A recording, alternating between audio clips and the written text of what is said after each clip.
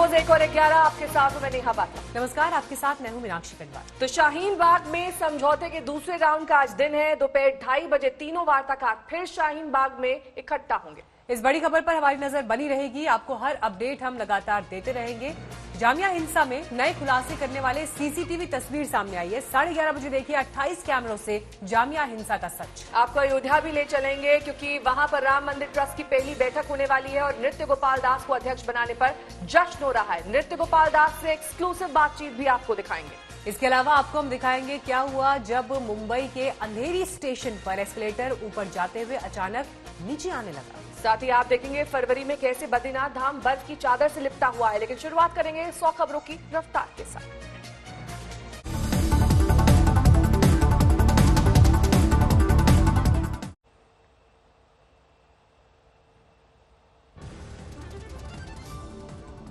पंद्रह दिसंबर को जामिया यूनिवर्सिटी में मचे उत्पात से जुड़े नए वीडियो आज तक के लगे हाथ। वीडियो में दिख रहा है पत्थरबाजों का झुंड।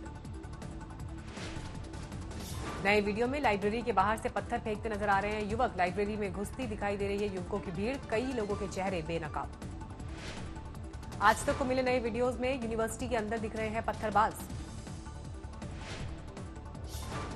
जामिया में जुड़े उत्पात की जांच कर रही एसआईटी ने 2 छात्रों को पूछताछ के लिए बुलाया। हाथ में पत्थर को लेकर भी कर सकते हैं सवाल जवाब। सीसीटीवी फुटेज लीक होने पर पुलिस ने जामिया प्रशासन से भी मांगा जवाब। शाहीन बाग में आज फिर प्रदर्शनकारियों से बात करेंगे सुप्रीम कोर्ट के वार्ताकार। दोपहर 2:30 बजे शाहीन बाग जाएंगे। कल शाहीन बाग के प्रदर्शनकारियों से वार्ताकार संजय हेगड़े और साधना रामचंद्रन ने की थी बात, लेकिन नहीं निकला कोई हल। कल वजाहत हबीबुल्ला भी पहुंचे शाहीन बाग। सुप्रीम कोर्ट ने वार्ताकारों की मदद की दी है जिम्मेदारी। धरने पर कुछ प्रदर्शनकारियों की दलील, नागरिकता कानून वापस दिए जाने पर ही खत्म होगा धरना। शाहीन बाग में 16 दिसंबर से नागरिकता कानून के खिलाफ धरने पर बैठे हैं लोग। रास्ता बंद होने से राहगीरों और स्कूली बच्चों को हो रही है परेशानी।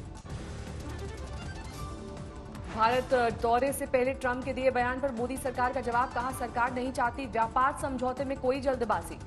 केंद्र सरकार ने किया स्पष्ट, देश के लिए हितकारी होने पर ही व्यापार समझौता करना चाहेगा भारत। डोनाल्ड ट्रंप के टूर से पहले सुरक्षा मामलों की कैबिनेट कमेटी सीसीएस का बड़ा फैसला। अमेरिका से मल्टी रोल हेलीकॉप्टर खरीदेगा भारत। भारत और अमेरिका के बीच करीब $2.5 अरब के 24 नौसैनिक हेलीकॉप्टरों की खरीद का समझौता संभव।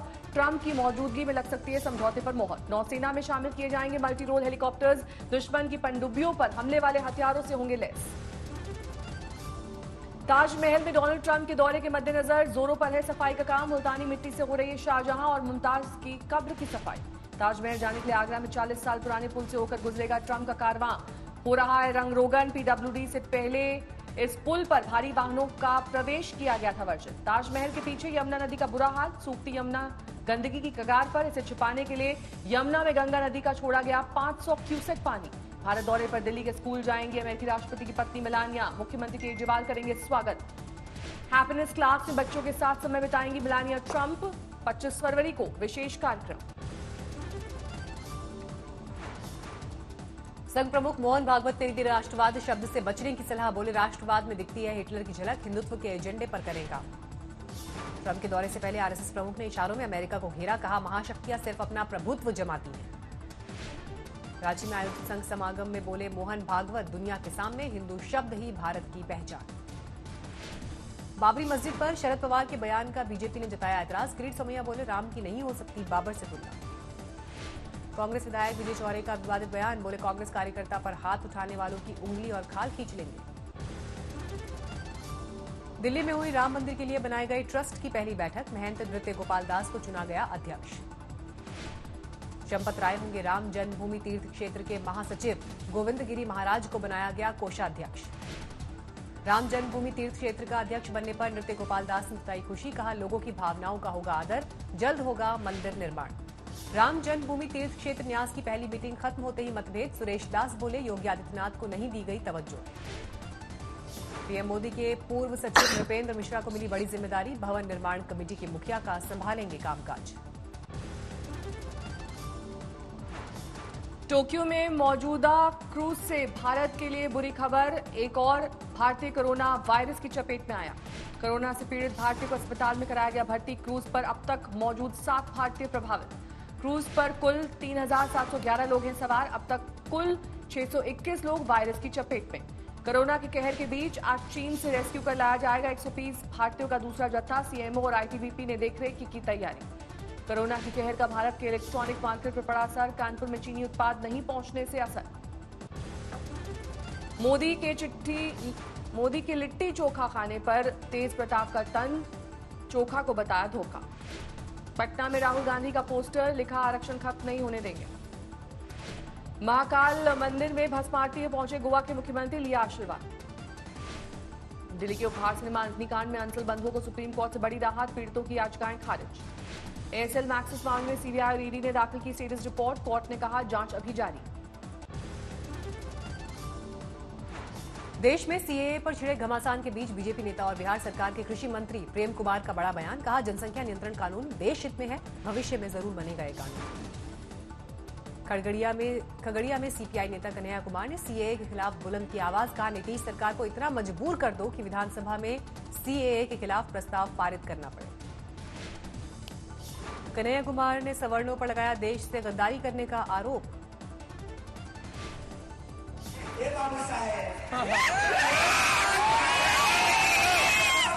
कुछ नहीं किया था, अंग्रेजों की चापलूसी कर रहे थे, इस देश के साथ गद्दारी कर रहे थे और अंग्रेजों के साथ बैठ करके चाय पर चर्चा कर रहे थे। समस्तीपुर में गिरिराज सिंह पर हमले में कन्हैया कुमार भूले भाषा की मर्यादा, कहा अपशब्दों का किया इस्तेमाल।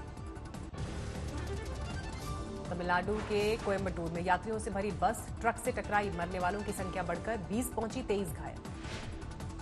तिरुवनंतपुरम से बेंगलुरु जा रही थी केरल स्टेट ट्रांसपोर्ट की बस, आमने सामने की हुई टक्कर, बस में सवार 48 यात्रियों में से 20 की मौके पर मौत।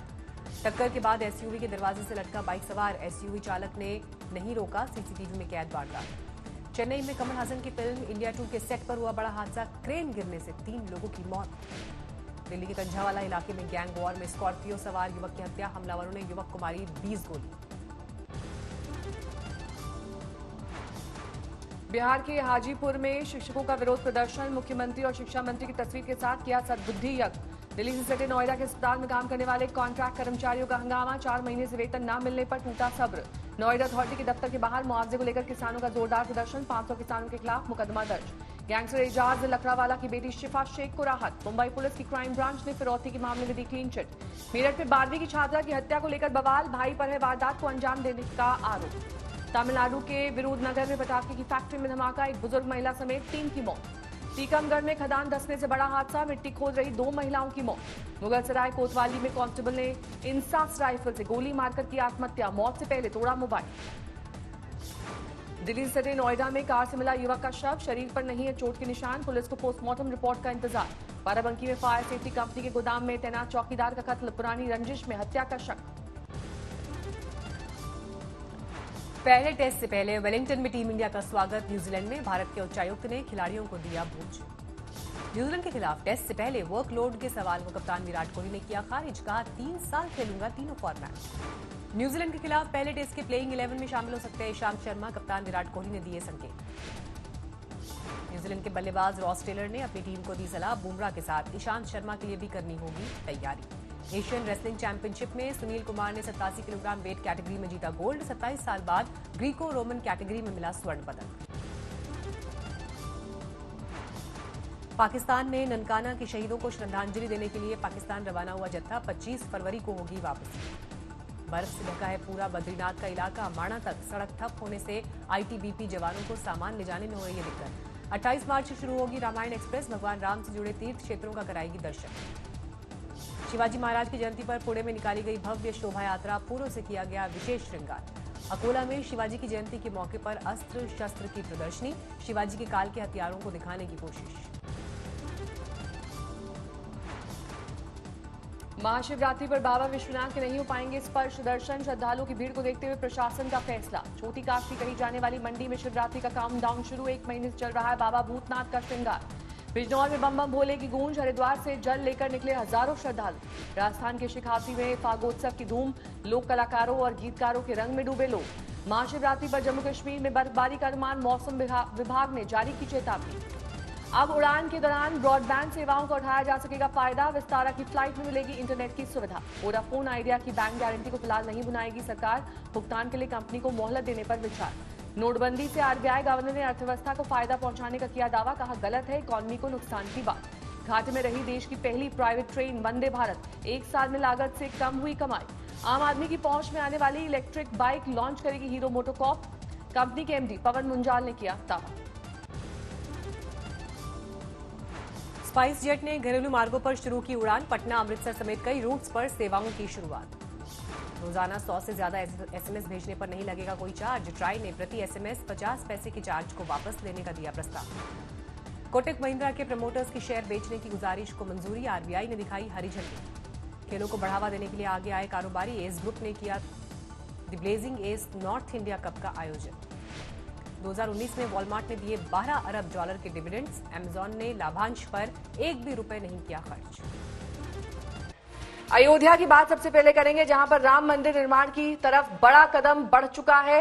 कल दिल्ली में उस ट्रस्ट की पहली बैठक हुई जिस पर राम मंदिर निर्माण का जिम्मा है। महंत नृत्य गोपाल दास को ट्रस्ट का अध्यक्ष बनाया गया, जिसके बाद नृत्य गोपाल दास के समर्थकों में जबरदस्त खुशी है। राम मंदिर को लेकर फिलहाल किसी तारीख का ऐलान नहीं किया गया है, लेकिन माना यही जा रहा है कि अगले 2 साल के अंदर मंदिर को पूर्ण रूप से तैयार कर लिया जाएगा।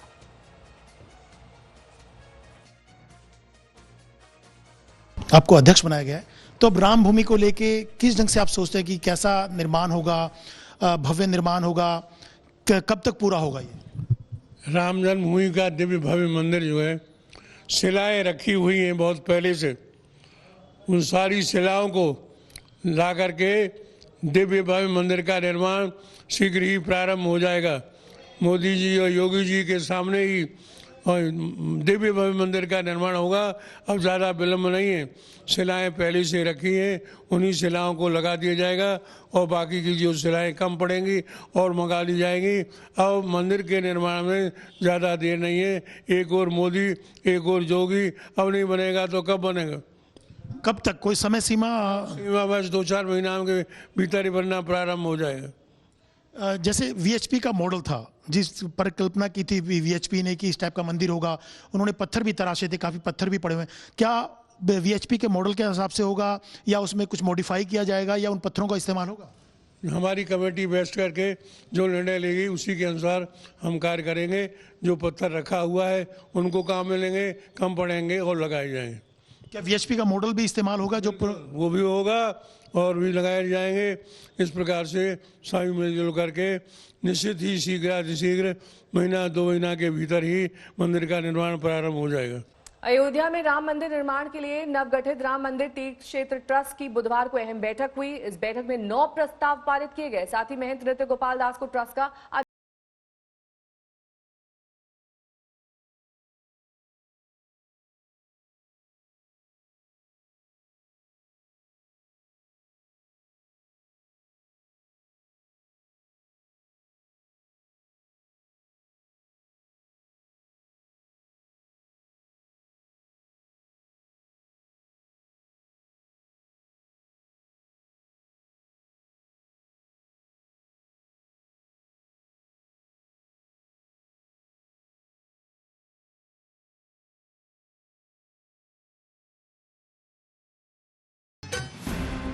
बैठक में राम जन्मभूमि न्यास के अध्यक्ष महंत नृत्य गोपाल दास को ट्रस्ट का अध्यक्ष नियुक्त किया गया। विश्व हिंदू परिषद के चंपत राय ट्रस्ट के महासचिव बनाए गए। गोविंद देव गिरी महाराज को कोषाध्यक्ष बनाया गया। साथ ही रिटायर्ड आईएएस अधिकारी और पीएम मोदी के पूर्व प्रधान सचिव नृपेंद्र मिश्रा को राम मंदिर भवन निर्माण समिति का चेयरमैन नियुक्त किया गया है। 15 दिनों बाद भवन निर्माण समिति अपनी रिपोर्ट पेश करेगी, जिसके बाद मंदिर निर्माण की तारीख तय होगी। श्री राम जन्मभूमि तीर्थ क्षेत्र ट्रस्ट का bank account Ayodhya SBI bank में खोला गया है। अकाउंट का संचालन गोविंद देव गिरी महाराज और चंपत राय संयुक्त तौर पर करेंगे।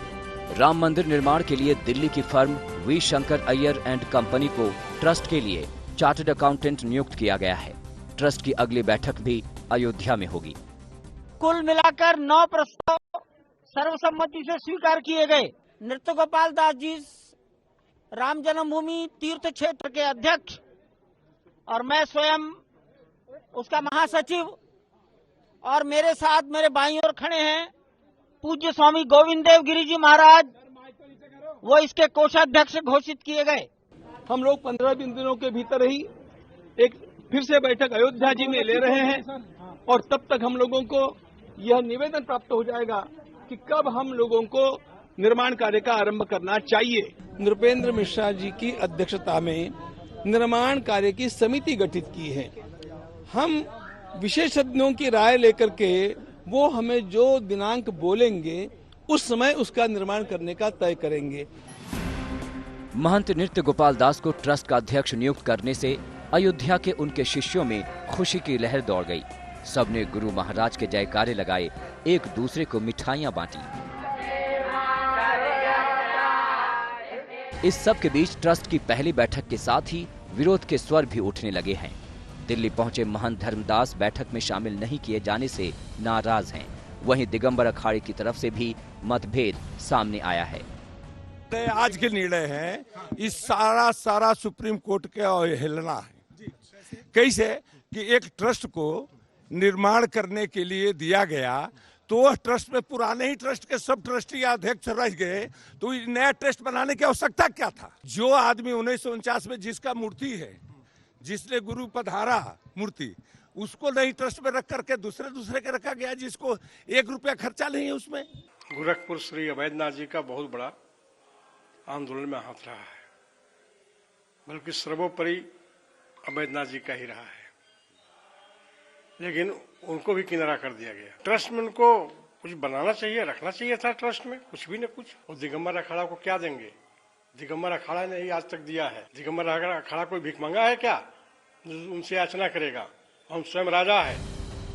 ट्रस्ट के गठन के बाद से ही विरोध और मतभेदों का सिलसिला जारी है।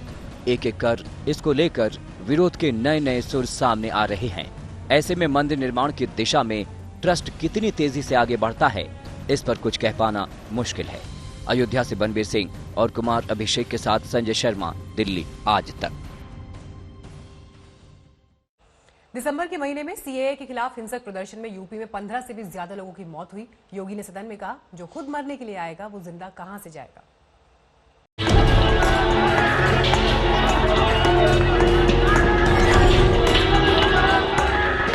नागरिकता संशोधन कानून के खिलाफ दिसंबर में प्रदर्शन की हिंसा में उत्तर प्रदेश के कई शहर भी सुलगे थे। कई प्रदर्शनकारियों की मौत हुई थी, जिस पर सियासत की लपटें भी खूब उठी थी। विपक्ष ने आरोप लगाया कि सभी की जान पुलिस की गोली से गई थी, जबकि योगी सरकार ने दावा किया कि एक एक मौत उपद्रवियों की गोली का नतीजा है।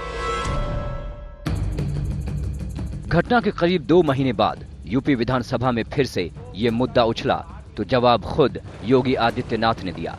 जवाब तो दिया, लेकिन बहुत मुमकिन है कि इस पर सियासी विवाद का लिबास जरूर चढ़ेगा। महोदय, जो 19 और 20 दिसंबर को हिंसा हुई, पुलिस और प्रशासन के कार्यों की तारीफ की जानी चाहिए कि उत्तर प्रदेश में दंगा नहीं हुआ, एक भी दंगा नहीं हुआ। और इसलिए भाई अगर कोई मरने के लिए आ ही रहा है तो जिंदा कहां से हो जाएगा? लेकिन पुलिस की गोली से कोई नहीं मरा, जो मरे हैं उपद्रवियों की ही गोली से मरे हैं। जी हां, यूपी के सीएम योगी आदित्यनाथ के इस बयान के बाद घमासान छिड़ सकता है। योगी ने विधानसभा में अपने बयान में यह भी कहा कि तिरंगे की आड़ में जो कोई भी उत्पात मचाएगा उसे उसी भाषा में समझाया जाएगा।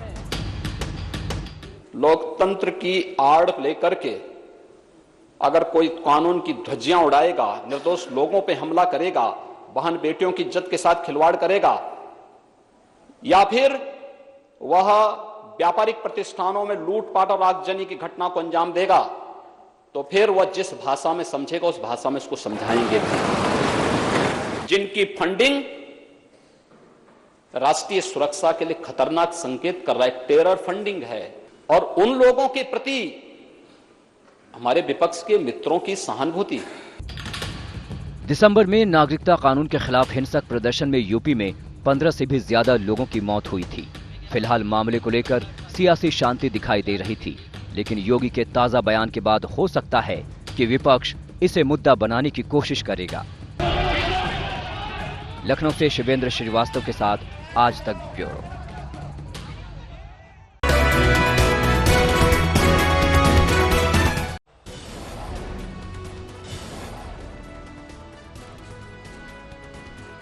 शाहीन बाग में आज दूसरे राउंड की बातचीत से हल निकालने की होगी कोशिश। दोपहर के बाद सुप्रीम कोर्ट के तीनों वार्ताकार फिर जाएंगे शाहीन बाग। रांची में संघ प्रमुख का हिंदुत्व पर बड़ा बयान, कहा हर हिंदुस्तानी की विदेश में पहचान सिर्फ हिंदू। अमेरिकी राष्ट्रपति डोनाल्ड ट्रंप के दौरे से पहले संघ प्रमुख का निशाना, बिना नाम लिए कहा महाशक्तियां सिर्फ जमाती हैं प्रभुत्व। जामिया में जुड़े उत्पाद की जांच कर रही एसआईटी ने 2 छात्रों को पूछताछ के लिए बुलाया। जामिया यूनिवर्सिटी में मचे उत्पाद से जुड़े नए वीडियो आज तक के लगे हाथ। वीडियो में दिख रहा है पत्थरबाजों का झुंड। डोनाल्ड ट्रंप के दौरे पर $2.5 अरब के 24 नौसैनिक हेलीकॉप्टर्स की खरीद का समझौता संभव। ट्रंप की मौजूदगी में लग सकती है समझौते पर मोहर। नौसेना में शामिल किए जाएंगे मल्टी रोल हेलीकॉप्टर, दुश्मन की पनडुब्बियों पर हमले वाले हथियारों से होंगे लैस।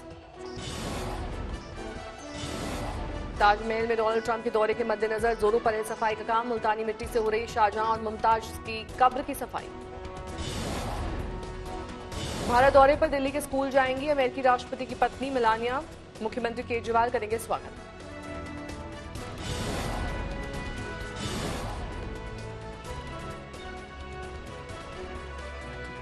टोक्यो में डायमंड प्रिंसेस क्रूज पर मौजूद भारतीय क्रू मेंबर सोनाली ठक्कर की पीएम मोदी से गुहार, कहा बचा लो मोदी जी। कोयम्बटूर में बस हादसे में 20 लोगों की मौत, कंटेनर में हुई बस की टक्कर।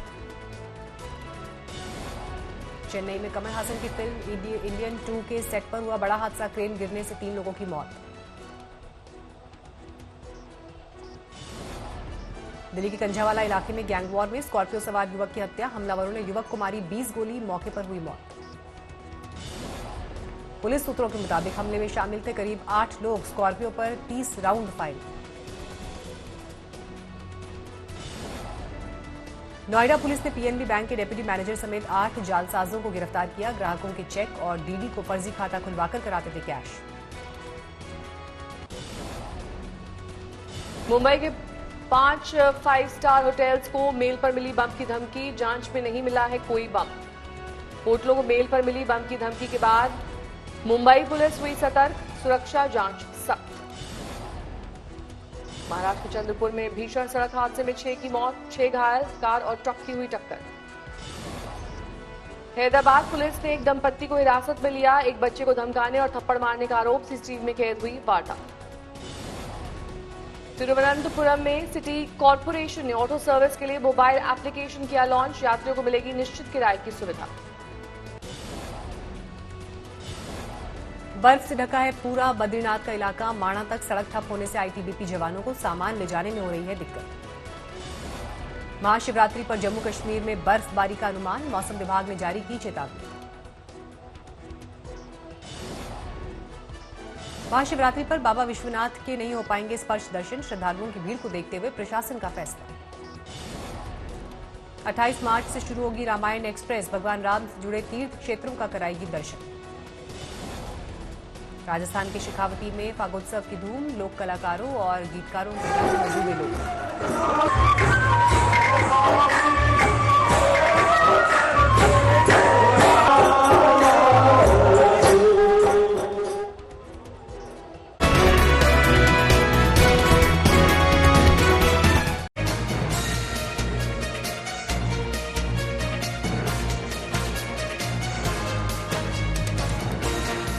इस वक्त की बड़ी खबर आपको बता दें कि एक बार फिर से आज तक ने बाजी मार ली है, बन गया है number 1 news channel. Exit poll के दिन, मतगणना के दिन, दिल्ली चुनाव पर आज तक देश ने फिर से एक बार भरोसा जताया है आज तक पर।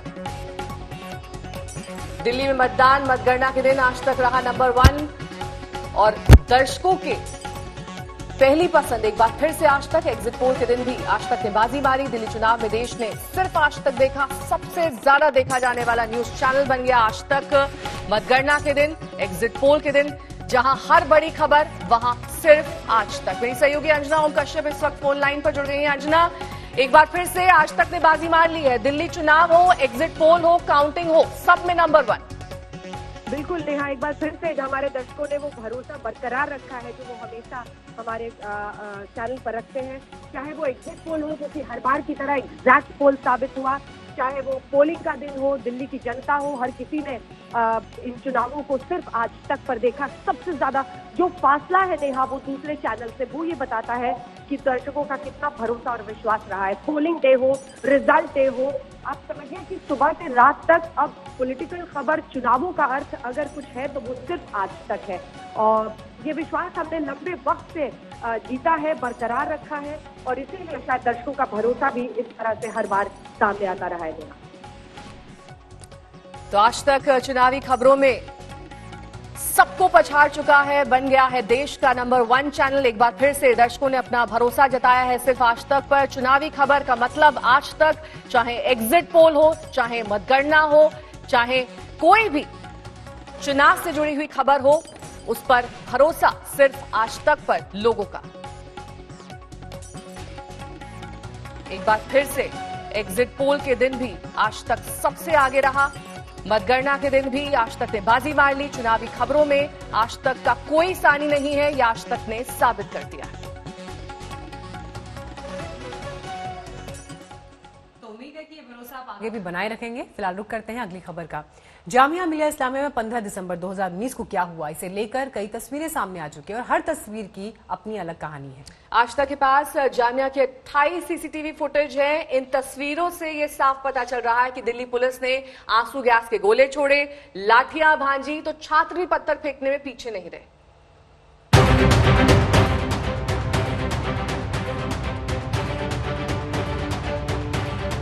28 सीसीटीवी में जामिया का सच।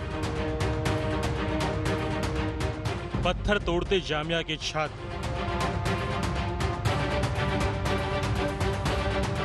पत्थर फेंकते जामिया के छात्र, उधर से आंसू गैस, इधर से पत्थर। 15 दिसंबर 2019 को जामिया में क्या हुआ, इसकी पूरी वानगी बताने वाले कई और वीडियोस सामने आए हैं। आज तक के पास 28 सीसीटीवी की मेगा एक्सक्लूसिव तस्वीरें हैं जो ये बताती है कि जामिया के छात्रों ने पुलिस पर पत्थरबाजी में कोई कसर नहीं छोड़ी।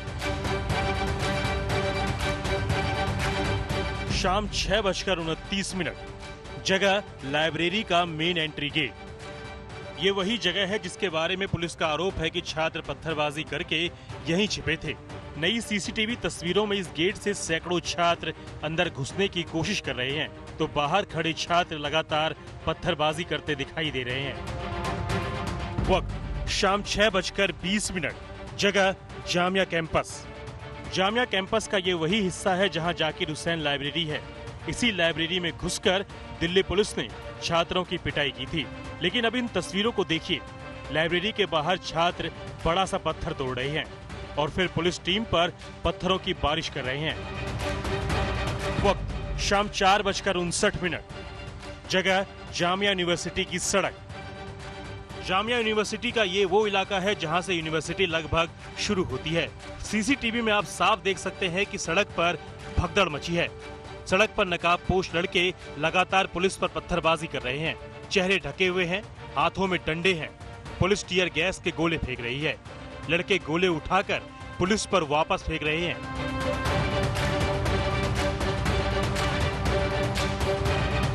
हमारे पास ऐसे तमाम वीडियो हैं जिनमें छात्रों को पुलिस टीम पर पत्थर बरसाते देखा जा सकता है। हमने आपको वो वीडियो भी दिखाया जिसमें पुलिस ने लाइब्रेरी में घुसकर छात्रों पर लाठियां बरसाई। जैसे जैसे नई तस्वीरें आ रही है, 15 दिसंबर की शाम का सच सामने आ रहा है।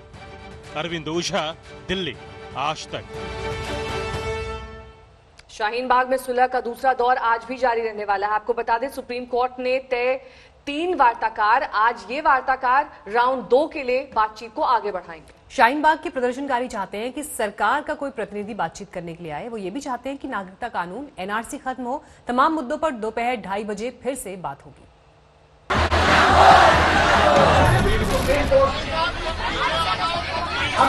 हमको कहा है कि आपके आगे नहीं जाएंगे, ये हमारे हित में फैसला नहीं है, इसीलिए तो हम लोग रोड पे बैठे हैं और बहुत परेशान हैं। ये एनआरसी जब तक हमारे पीएम वापस नहीं लेगा, जब हम इधर ही रहेंगे। ये काला कानून हटा दें, हम लोग को ये कानून नहीं चाहिए। जब तक मोदी बैठाएंगे, जब तक बैठेंगे, नहीं जाएंगे। हम ऐसा हाल निकालेंगे कि न सिर्फ हिंदुस्तान के लिए लेकिन पूरी दुनिया के लिए वो एक मिसाल बन जाए।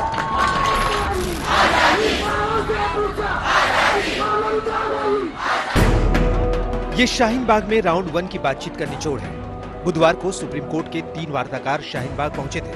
प्रदर्शनकारियों को अपने आने का मकसद बताया था, उनसे उनके मन की बात जानी थी। पहले दिन कदम तो आगे बढ़े, लेकिन पहले पड़ाव पर आकर ही चिटक गए। We thank all the participants in the interaction for their discipline. We especially thank the Delhi police, the media and the Shaheen Bagh volunteers for their constructive cooperation. We will return to with renewed hope of a resolution that satisfies all. We've had a very fruitful first meeting with the protesters at Shaheen Bagh. We met a whole lot of very proud Indians who have great confidence in their constitutional institutions. There was great appreciation of the Supreme Court and its important belief in a democratic dialogue. प्रदर्शनकारियों से बातचीत में संजय हेगड़े और साधना रामचंद्रन की मदद के लिए पूर्व आईएएस अधिकारी वजाहत हबीबुल्ला भी शाहीन बाग पहुंचे थे। पहले दौर की बातचीत के बाद उनकी उम्मीद भी बरकरार है। हमें तो सिर्फ ये कोशिश करनी थी कि तैयार हो जाए बात करने के लिए, वो पहले से तैयार। बुधवार को वार्ताकार की टीम इस भरोसे के साथ लौटी कि ये कोशिश जारी रहेगी। पहले दिन की मुलाकात में कोई हल नहीं निकल सका, लेकिन प्रदर्शनकारियों की ओर से आवाज आई कि जब तक सीएए, एनआरसी और एनपीआर को वापस नहीं लिया जाता, वो धरना स्थल से नहीं हटेंगे। जब हम आराम से बैठे हैं, जब ये गोली चल रही है, तब इसे खाली करके जिम्मेदार कौन बनेगा इसका? हमारे बंद में गोली चला रहे हैं, औरतों को भेज रहे हैं और पुलिस को दे रहे हैं, हम तो ये छोड़ रहे हैं, तो तुम्हारी मिली भगत है। भरोसा में दिया है, उम्मीद है कि हल कुछ निकालेंगे। हमने कहा है कि हमको कोर्ट पर बहुत ही भरोसा है। आप ही लोग जनता, मोदी और अमित शाह को कह करके आप ही लोग जनता के हक में हल करेंगे। खबर ये भी आ रही है कि शाहीन बाग के प्रदर्शनकारी सीए के खिलाफ धरना स्थल बदलने पर राजी हो सकते हैं, लेकिन शर्त है कि केंद्र सरकार का कोई नुमाइंदा पहले आकर उनसे बात करे। कल के खट्टे मीठे अनुभव और आज की नई उम्मीद के साथ तीनों वार्ताकार आज फिर शाहीन बाग में होंगे। दिल्ली से चिराग गोठी के साथ आज तक ब्यूरो। लगातार दूसरे दिन शाहीन बाग जाएगी वार्ताकारों की टीम, लेकिन खबर यह है कि वहां के प्रदर्शनकारी भी कई शर्तों के साथ बीच के रास्ते पर चलने के लिए तैयार हो सकते हैं। इस बीच बीजेपी ने आरोप लगाया है कि अमित शाह के बातचीत के प्रस्ताव पर किसी भी प्रदर्शनकारी ने अब तक कोई पहल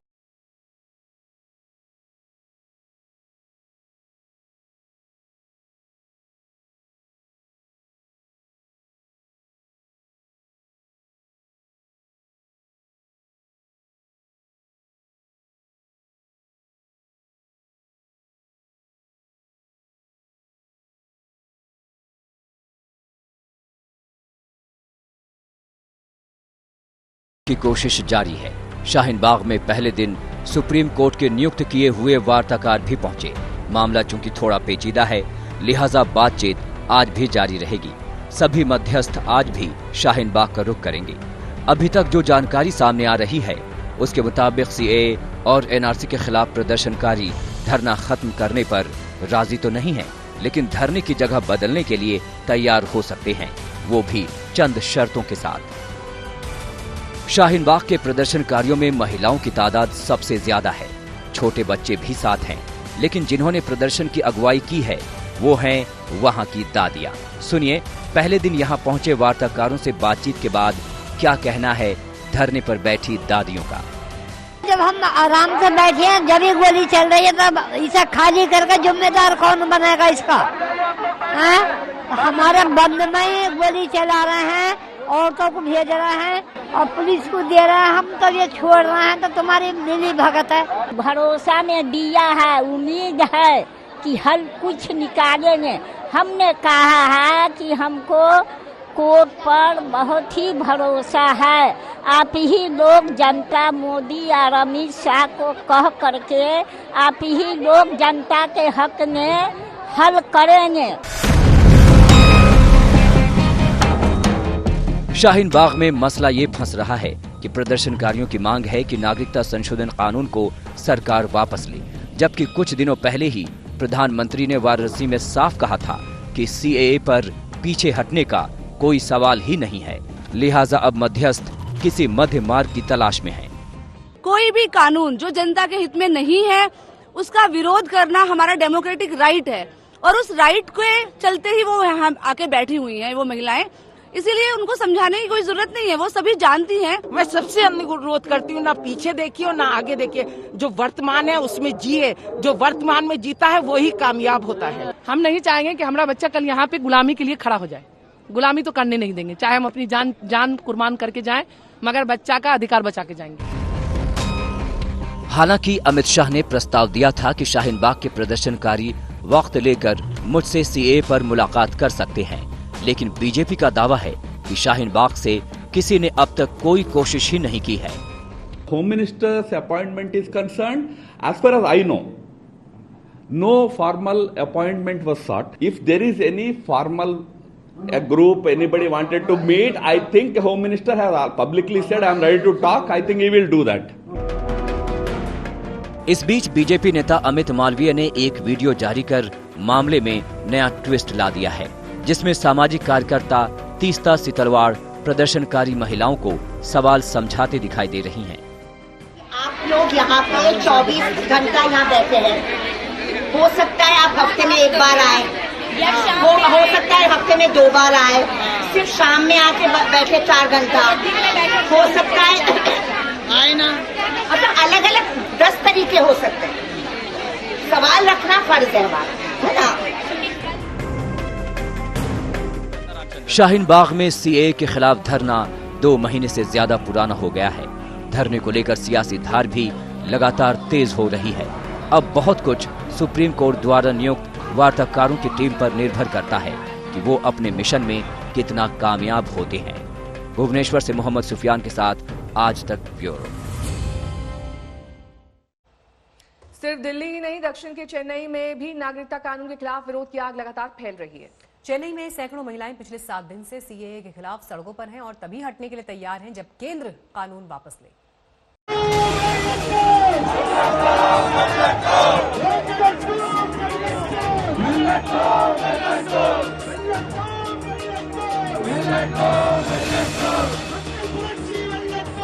इस भारी भरकम भीड़ को देखकर आप ये ना समझ बैठे कि ये दिल्ली का शाहीन बाग है। हालात और तस्वीरें बिल्कुल दिल्ली के शाहीन बाग की ही तरह हैं, लेकिन ये चेन्नई है, जहां सीएए और एनआरसी के खिलाफ सैकड़ों लोग पिछले 7 दिनों से धरने पर डटे हैं। जी हां, ये चेन्नई का शाहीन बाग है।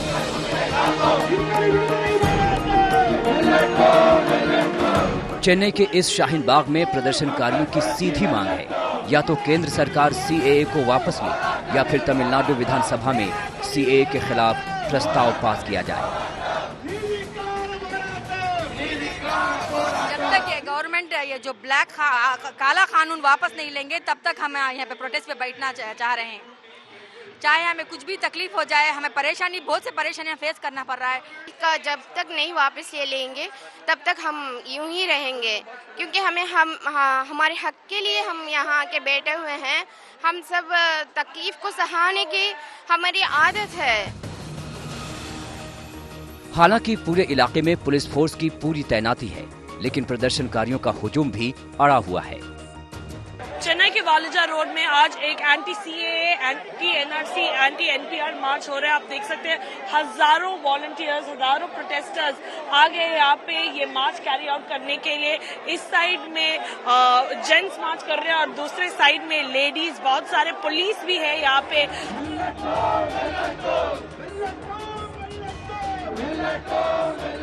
इससे पहले बुधवार को दिन में मद्रास हाई कोर्ट की मनाही के बावजूद हजारों प्रदर्शनकारी चेन्नई की सड़कों पर नागरिकता कानून के खिलाफ उतरे। हालांकि विधानसभा में मुख्यमंत्री पलानीसामी ने प्रदर्शन को तमाशा ही बताया। चेन्नई की ही तरह तमिलनाडु के दूसरे शहरों में भी सीए के खिलाफ विरोध की चिंगारी सुलग रही है। कोयम्बटूर और तिरुपुर में भी बड़ी संख्या में प्रदर्शनकारी सड़कों पर उतरे और नागरिकता कानून का विरोध किया।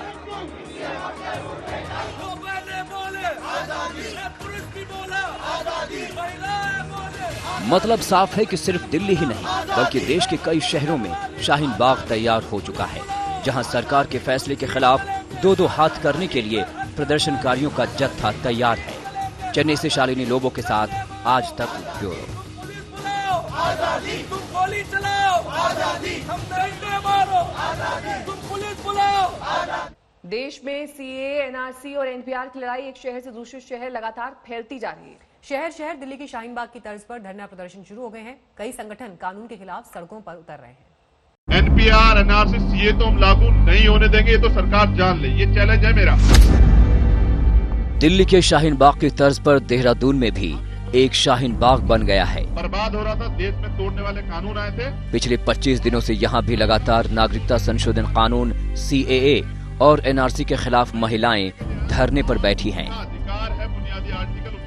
देहरादून के परेड ग्राउंड में 27 जनवरी से विरोध का झंडा बुलंद हो रहा है। उस इतिहास में तेरा नाम भी होगा। भीम आर्मी के प्रमुख चंद्रशेखर उर्फ रावण भी धरने प्रदर्शन को समर्थन देने के लिए पहुंचे। चंद्रशेखर ने यहाँ लोगों को संविधान की शपथ दिलाई। अपने मुल्क से प्यार है, अपने जंगल से प्यार है, अपने लोगों से प्यार है। किसी भी हालत पे, किसी भी मजबूरी में अपने लोगों को नहीं छोड़ सकते हैं।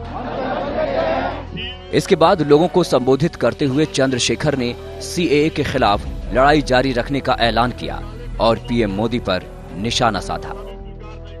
सुप्रीम कोर्ट से बड़ी और सरकार से बड़ी अदालत है ये, जहां हम खड़े में।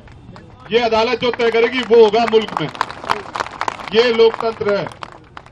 जैसा मैंने कहा, आप डरे ना, दिल से डर निकाल दें, लेकिन आपको मेहनत तो करनी पड़ेगी ना। पहले भी ऐसी, इससे भी बड़ी बड़ी तकरीरें आई, इससे बड़ी बड़ी सियासत हुई मुल्क को बांटने की। पहले डरे थे हम, हमने अंग्रेजों का सामना भी किया ना, अब इनका भी करेंगे जो मुल्क को बांट देना चाहते हैं।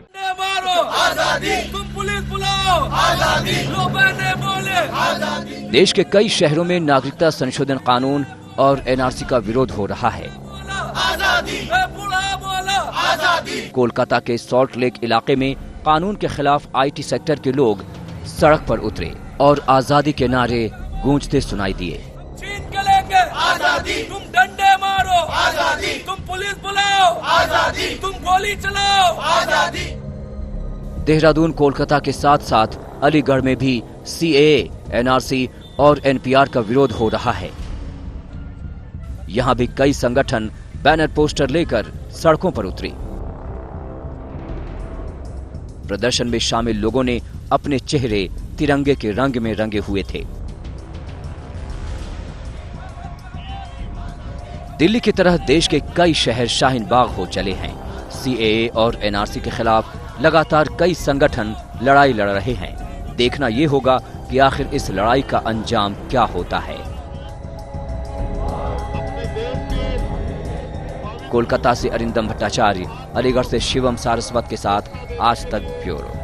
अपने जीवन के अंतिम समय तक संघर्ष करेंगे। प्रधानमंत्री मोदी दिल्ली के हुनर हाट गए तो खुद को लिट्टी चोखा खाने से नहीं रोक सके। मोदी ने लिट्टी चोखा का लुत्फ लिया और चाय भी पी, क्योंकि बिहार का चुनाव आने वाला है तो उनके लिट्टी चोखा प्रेम पर भी राजनीति शुरू हो गई है।